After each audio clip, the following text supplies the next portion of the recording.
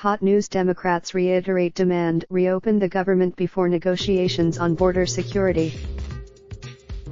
The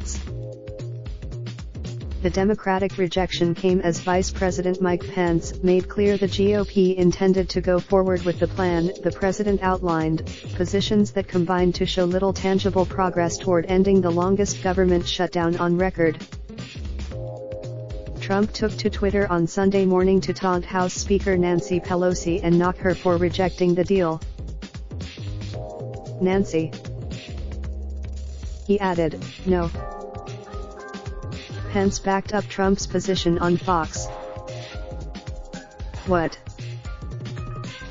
Trump on Saturday, where he described an offer to end the shutdown that would include temporary deportation protections in exchange for $5.7 billion in money for his wall or physical barrier along the U.S. border with Mexico. Pelosi said the offer was a non-you've. Other Democrats on Sunday largely echoed her position. House Homeland Security Chairman Benny Thompson said the 800,000 federal workers hit by the shutdown needed to be paid. Virginia Democratic Senior Mark Warner said, let. New York Democratic Senior Kirsten Gilly, border.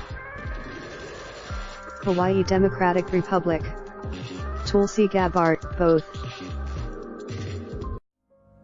Raindrop, drop top, smoking, no cooking the hot pot. Fucking on your bitch, yeah, that. Looking up, open the park, pot.